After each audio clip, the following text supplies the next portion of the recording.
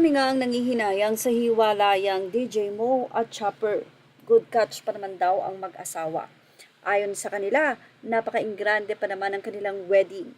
Matagal din na nagsama sila DJ Mo at Chopper kaya naman marami ang nagsabi na si hiwalayan din pala mapupunta ang samahan nilang dalawa. Anyway, sa Fashion Police sa article doon ay mayroong mga lumabas na pangalan na di umano ay ito talaga ang rason. Babae or third party ang naging dahilan kung saan ay tila nabistungan itong si Chopper. Ito naman ay usap-usapan lamang.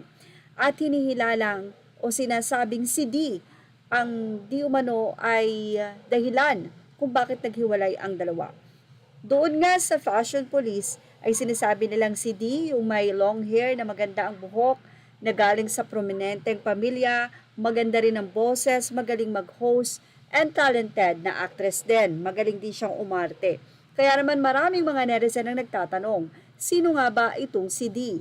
At ito na nga ba ang susunod na magiging kasama ni Mo Twister sa buhay? Siya nga ba ang dahilan kung bakit nagkahiwalay ang dalawa? Kung saan ay humantong pa sa pisikalan ata itong si DJ Mo at itong si Chopper dahil nailabas nga ni DJ Mo kamakailan lamang ang puro kalmot niyang mukha. Ito na nga, lumabas na kung sino nga ba si D na tinutukoy ng nasabing artikulo. Well, ayan na nga, si Denise Laurel. Ang sinasabi na may long hair, luxury, life, at napakaganda ng boses din. Kaya naman maraming mga netizen ang mukhang baka nga talagang isa siguro siya talaga sa naging rason kung bakit nagalit ng husto si Chopper. Mula nga sa naging artikulo ng Bulgar ay dawit nga daw ang aktres na si Denise Laurel sa balitang hiwalayan ng mag-asawang radio DJs na sina Mo Twister at Angelique Copter na ang tunay na pangalan ay Angelica Skimming Cruz.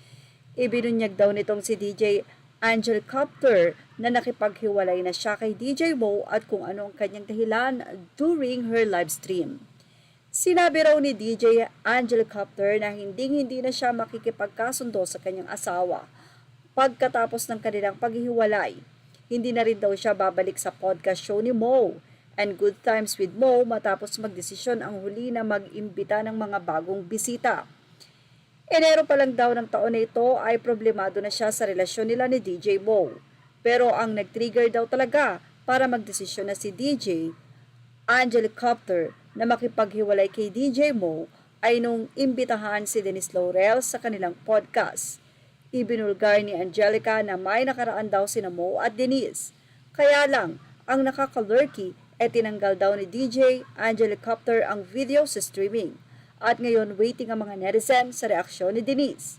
Anyway, ano nga kaya ang magiging say dito ni Denise Laurel? At yan ang ating Showbiz Now update. Images are all credit to the rightful owners. Thank you for watching Showbiz Now.